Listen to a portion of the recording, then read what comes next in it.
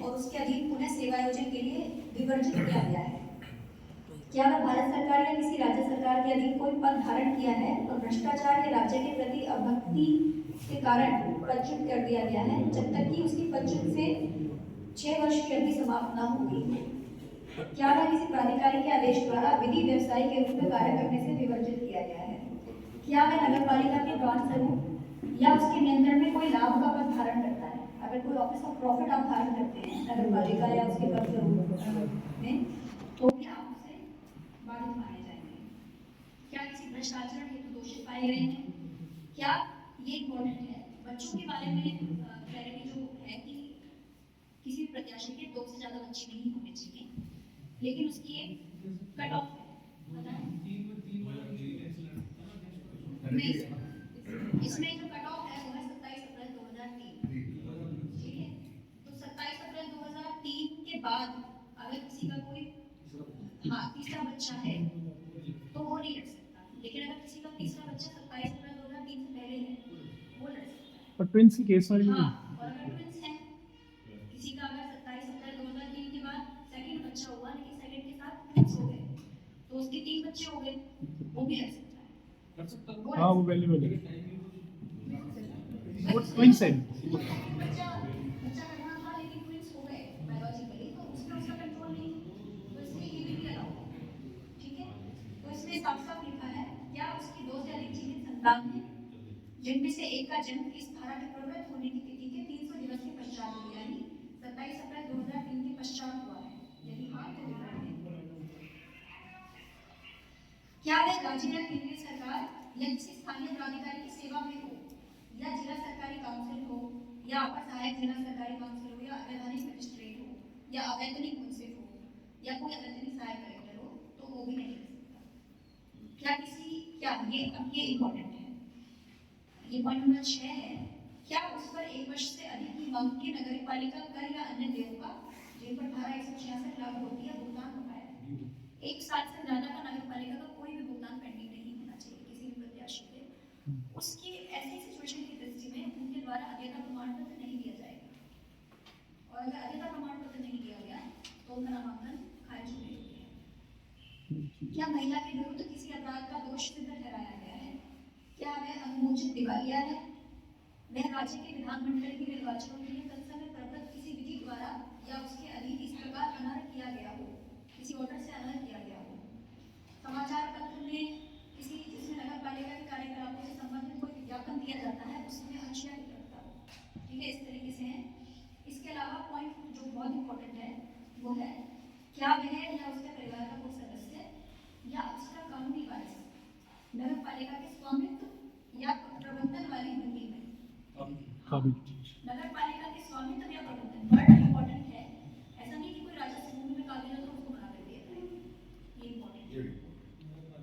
ठीक है, वो बात अलग है कि उसको काबिल उस पर भी नहीं होना चाहिए, उसकी कार्रवाई तहसील स्तर से अलग से की जाएगी, लेकिन फिलहाल अगर उसका इलेक्शन का पॉइंट अगर हम देखें तो उसका केवल नगर पालिका के स्वामित्व या प्रबंधन की भूमि या भवन या सार्वजनिक सड़क या पट्टी नाली नाला पर अनाधिकृत कब्जा करता है अथवा ऐसे अनाधिकृत कब्जे से किसी प्रकार का लाभ प्राप्त करता है तो वह उसका नामांकन अस्वीकृत करने योग्य हो सकता है। ठीक है, इसके अलावा एक और चीज, एक व्यक्ति एक अध्यक्ष पद और कक्ष के लिए सदस्य के लिए लड़ सकता है, सेम व्यक्ति, समझ रहे हैं, लेकिन वो 2 कक्षों के लिए सदस्य के लिए नहीं लड़ सकता। अध्यक्ष और सदस्य के लिए लड़ सकता है, यही है क्यों ना ऐसा। हाँ, लेकिन एक से अधिक कक्ष के लिए नहीं लड़ सकता। हाँ, ये इम्पोर्टेंट है। अब प्रस्तावक पे आएंगे, प्रस्तावक पे भी आएंगे और कैंडिडेचर पे भी आएंगे, पर अभी जो मेन बात है वो ये है कि एक से अधिक वार्ड के लिए नहीं लड़ सकता। जिस वार्ड के लिए लड़ेगा उसमें उसको मतदाता होना आवश्यक है। अगर वो जैसे कि वार्ड नंबर 11 से लड़ रहा है तो उसको वार्ड नंबर 11 का मेंबर होना चाहिए।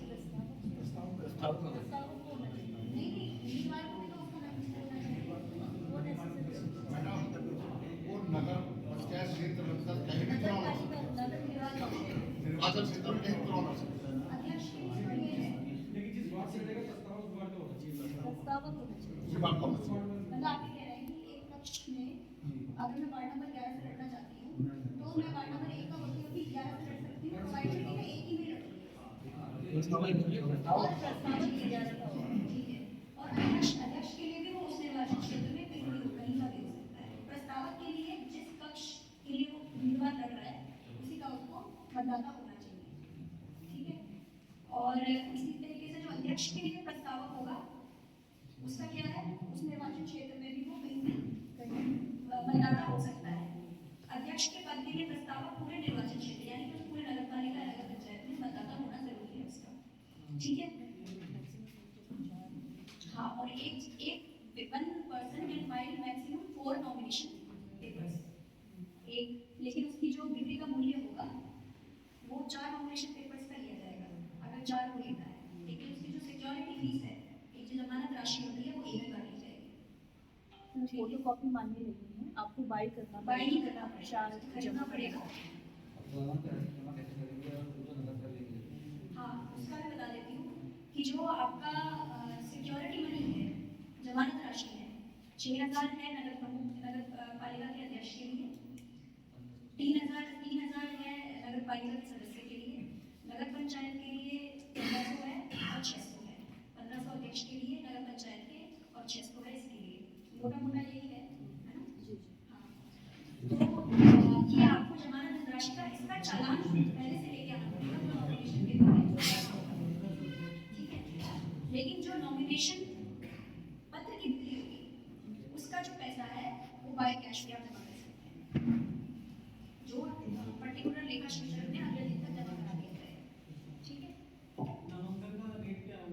बिक्री का बिक्री का 500, 200, 200, 100, 500 नगर पालिका में 500 और 200 और नगर पंचायत में 200 और 100, ये अमाउंट है, ये सामान्य गिनती है। अब जहाँ तक आरक्षित की बात आएगी, आरक्षित यानी कि कोई भी अनुसूचित जाति, जनजाति, पिछड़ी जाति या महिला अगर नॉमिनेशन पत्र लेती है, चाहे वो सामान्य जाति की सीट पर भी ले रही हो, तो भी उसका जो तो उनका प्राइस हाफ हो जाएगा, 500 का 250, 200 का 100 और 100 का 50, ये इनके नामांकन पत्रों का